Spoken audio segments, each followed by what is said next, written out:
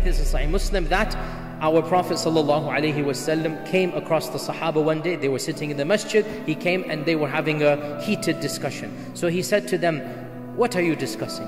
So they said, "We are talking about when Qiyamah will happen. We're talking about making a guess, when will Qiyamah happen?"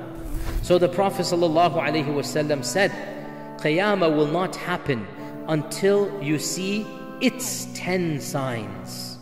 So now he said there are 10 signs that are directly linked to Qiyamah. There are 10 that are definitely in a different category. Qiyamah will not happen until you see its 10 signs. Then he mentioned them one by one, and I'm going to quickly list them now, and inshallah later on in our series we'll go over each one of them in a lot of detail. Number one, he said the dukhan. Dukhan is a dust, smoke, smog, the dukhan. And by the way, all 10 of these are specific. These are not trends. All 10 of these are one-off incidents. So these 10, it is a clear-cut sign. Something major is going to happen, catastrophic, cataclysmic, and everybody will recognize this is one of those major signs. So number one, the dukhan. No, and this is not in order. We're going to mention this. This is just 10 that he said. They don't necessarily be in this order. Number two, the Dajjal. And that is a long discussion. We'll talk about that. Number three, the Dabba. And the Dabba is the beast. And he's mentioned in the Quran. Number four, the rising of the sun from the west. So the sun rises in the east, sets in the west. One day it will rise from the west. Number five, Nuzulu Isa ibn Maryam. The coming down of Isa ibn Maryam. Okay, this is a specific incident, and that is not ambiguous at all. Very clear. Number six, Ya'juj and Ma'juj, and the coming of Ya'juj and Ma'juj.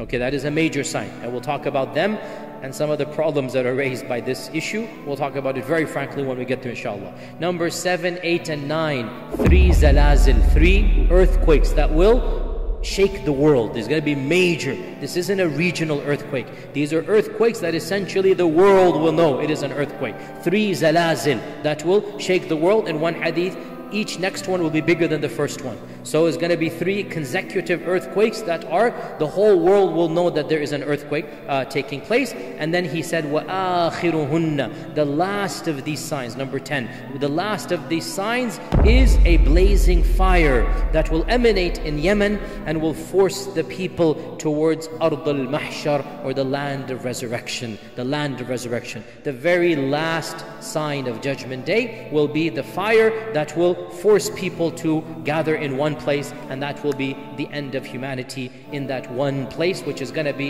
in Bilad al-Sham, as we will come to when we come to it. In another hadith he said, anytime one of these 10 comes, expect the other to come immediately after. So these 10 are like dominoes, one after the other. These 10, when the first one comes, khalas, the rest are going to follow very, very quickly.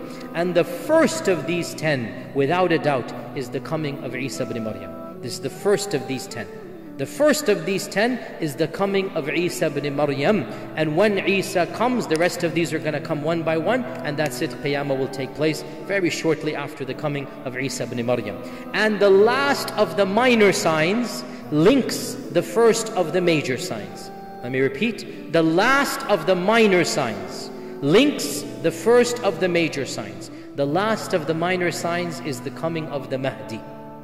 The coming of the Mahdi is the last of the minor signs. And the Mahdi will be alive and will interact with the first of the major signs, and that is who? Isa ibn Maryam. So the Mahdi and the Isa will coexist at the same time, same place, interact with one another, and it is literally as if the minor is coming to an end and the major is beginning, and then that's it. The rest will go from there until Qiyamah.